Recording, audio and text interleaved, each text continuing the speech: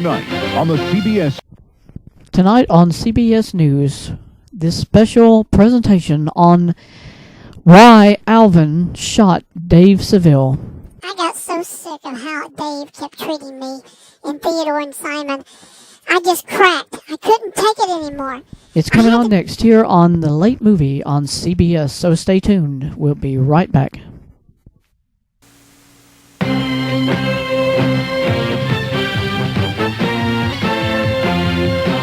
Tonight on the CBS.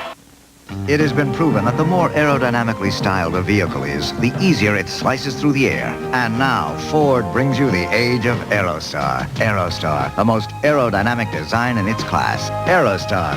It's easy to get in, easy to drive, easy to stretch out in, easy to handle, easy to park.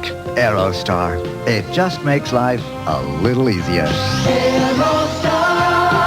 Ford Aerostar. Nothing burns me like running all over a discount store hunting for something. Hello out there. No help in sight. But today I'm at there looking for something when I spot this customer service phone. I pick it up. Oh, and this really nice person tells me to look one aisle over. Save me running all over the store. And if I'm going to be running around, I'd rather be running around up here.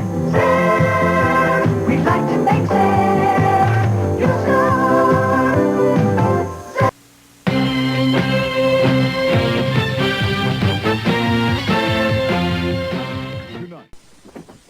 Look, Dave, I've had it with you. We tried everything to get this record recorded. Every single time we start arguing about this, I'm really fed up with it. Look, Alvin, I mean, if you're not happy, there's the door. Get out, okay? Because, I mean, we're here to make money, and we're not here to argue about what you want to be recorded on the record and what we know has to be recorded. So that's the way it is, huh, Dave? It's either your way or the highway, huh?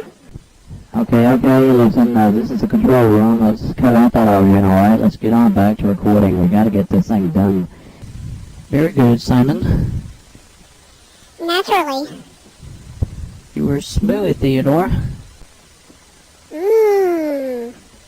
Alvin, you were kind of flat. Watch it.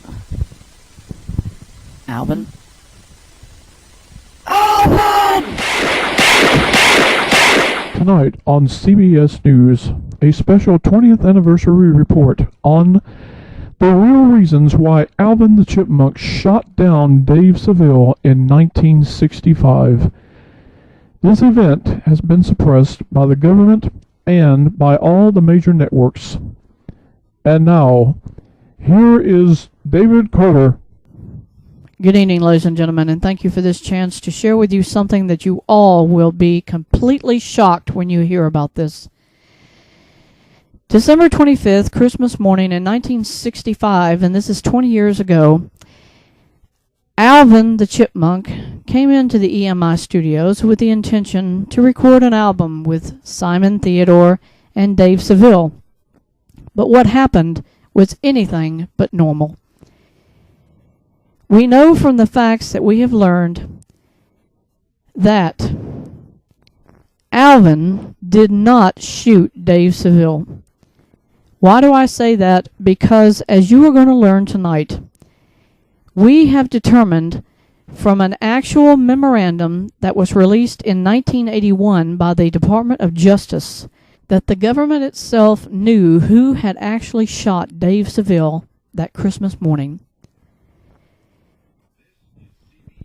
During the time that I was investigating this, and it's approximately been 2 years in the process of us finally doing this report, I gave up on the idea of doing any kind of a actual background of what happened because we had no archives. CBS itself had nothing. So I went back and I tried to examine newspaper reports or anything else we had. And really, there was nothing. So I gave up on it, and approximately a week after I began another story, somebody left a memorandum on my desk in an envelope. I opened it figuring, well, somebody's bringing me another news story, and to my surprise, it was a top secret classified document from the Department of Justice, and it was dated sometime in 1981. Now, when I looked at it, at first I thought it was probably fake. It wasn't real. And then as I continued examining it and noticing other facts, I realized this is a real document. It's not a fake. It's not something somebody created and put on my desk. But I still, to this day, do not know who actually gave it to us.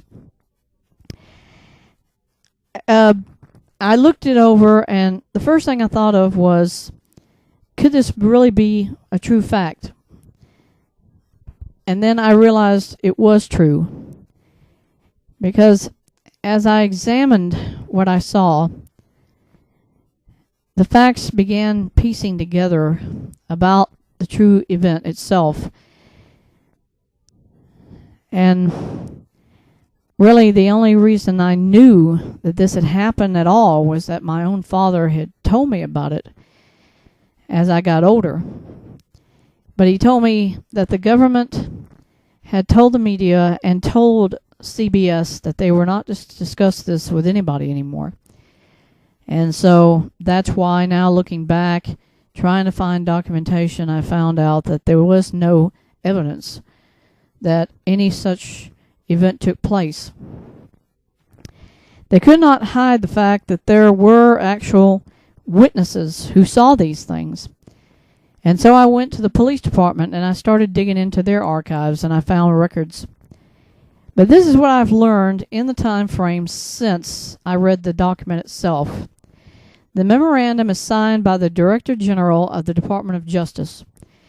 It is actually a year-by-year document that overviews what the Department of Justice learned right after Alvin shot Dave Seville in Hollywood.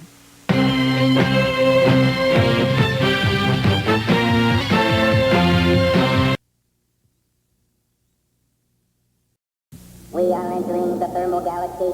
Do we need more 7-Up? What other soft drinks still exist? Quick computation shows none. Why? Maybe because, unlike others, 7-Up has no caffeine, artificial color, or flavor. I always knew the Cola was the soft drink of the future.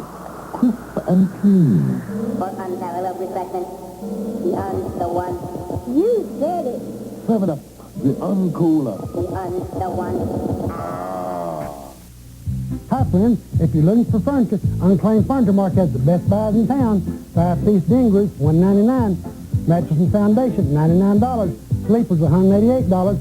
Bedroom suits, $168. Living room suits, $199 and up. Remember, folks, we still have the best price in town, and we're now located at I-285 Memorial Drive, Decatur, Hamilton Road, Atlanta, Roosevelt Highway, College Park, Carroll Boulevard, and Jonesboro. Hey, remember, all we can save is money.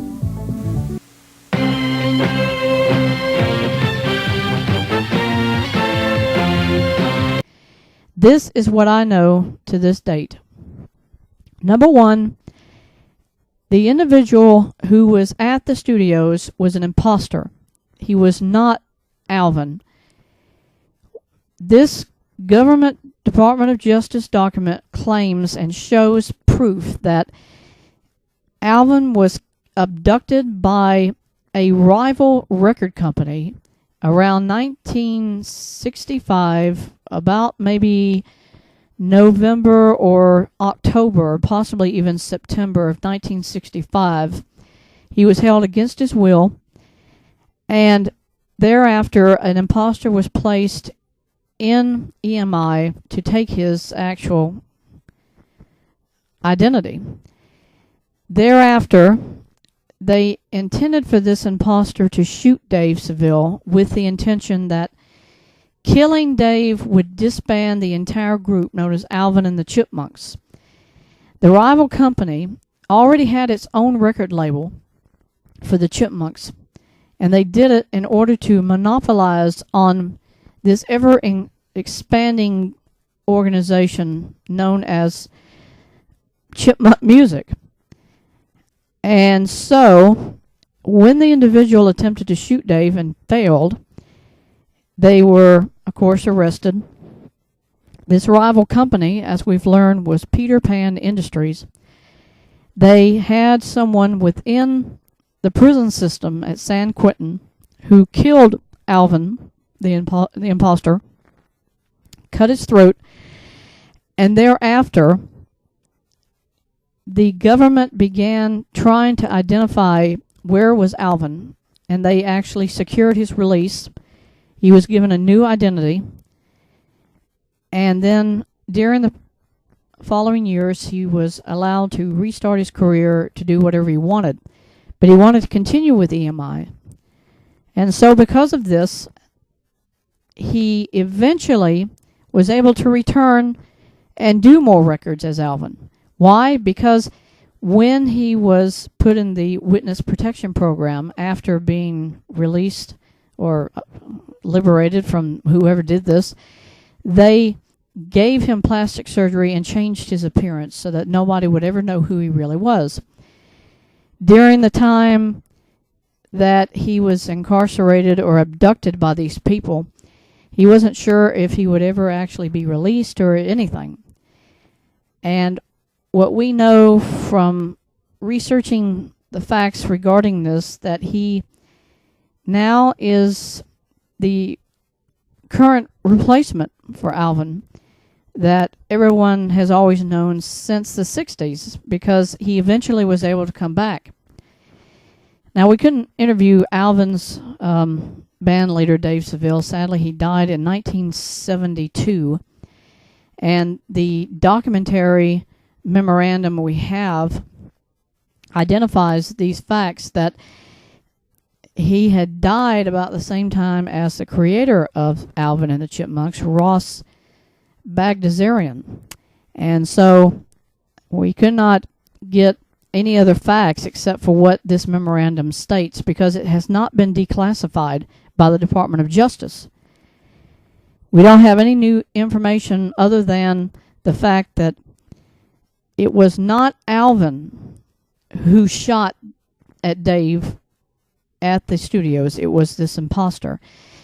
Now, in the years since the actual shooting and the fact that this imposter died, the memorandum states this, that they arrested those individuals who were involved in this conspiracy to shoot and kill Dave Seville. They were charged, sentenced also to imprisonment, ironically at the same place, at San Quentin. And in my researching San Quentin's past criminal prisoner records, I found that these individuals who worked for Peter Pan Industries is now actually deceased. They were killed within the prison by somebody else. So you have a triangle of events here. They assassinate the imposter who tried to kill Dave, and then they themselves were assassinated by those same inmates at the prison. Why? Because they weren't paid what they were promised, so they assassinated or killed the same people. So it is definitely a triangle. It is definitely a group organization. Now, according to this record from the memorandum, they state this. They believe that organized crime was behind this entire fiasco. That's the only way they could place people within the prison system to kill the imposter, and then they subsequently killed those who were involved in the conspiracy to assassinate or murder Dave Seville too. But we haven't identified anything else about that person, because the memorandum states that the individual was killed. He's dead. The mob boss died a few years back, and now we don't have any way to contact him, obviously. But this is by far the most bizarre story I have ever seen in my life. And really, the memorandum speaks for itself.